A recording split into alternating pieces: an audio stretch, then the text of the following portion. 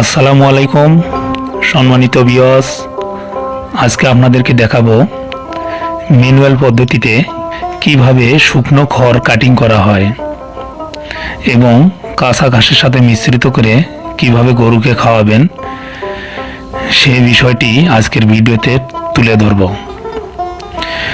Manual পদ্ধতিতে শুকনো খড় কাটিং, আগে ভালোভাবে সুন্দর করে কুচি কুচি করে খড় কাটিং করে নেবেন। এরপর কাঁচা ঘাস ও শুকনো খড় একত্রে মিশিয়ে নিন। ভালো করে মিশানো হলে তারপর গরুকে খেতে দিন। শুধু একত্রে জমির আইল অথবা বাউন্ডারিতে যে ঘাস সংগ্রহ করবেন তা গরুকে খেতে দিবেন না। শুধু নরম কাঁচা ঘাস গরুকে খাওয়ালে ডায়রিয়া অথবা পাতলা পায়খানা হতে পারে। এতে আপনার গরুটি মারা যাওয়ার সম্ভাবনা থাকে। অতএব শুকনো খড় অথবা কাঁচা ঘাসে মিশিয়ে নিন। সাবধান, জমির আইল অথবা বাউন্ডারিতে যে ঘাস সংগ্রহ করবেন সেই জমিগুলোতে কোনো প্রকার কীটনাশক ব্যবহার করা হয়েছে কিনা তা অবশ্যই যাচাই করুন।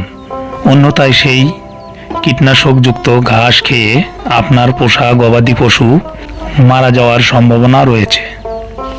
বাংলাদেশে গরু এবং ছাগল মিলিয়ে প্রায় 5 কোটি প্লাস।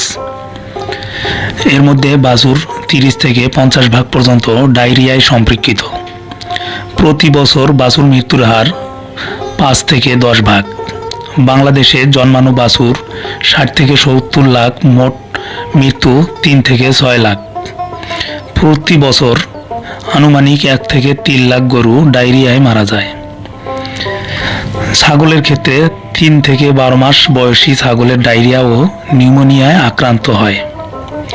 0 থেকে 3 মাস 90%, এর মধ্যে 63% মৃত্যু সংক্রমণ রোগে, যার বড় অংশ ডায়রিয়া। সংক্ষেপে যদি বলি, প্রতি বছর ছাগলের বাচ্চার মৃত্যু 10 থেকে 15 লাখ। অবশ্যই আপনার গবাদি পশুকে ডায়রিয়ার হাত থেকে রক্ষা করতে পরিষ্কারের বিকল্প কিছু নেই। সাথে পুষ্টি জাতীয় খাবার এবং যত্ন অবশ্যই নিতে হবে।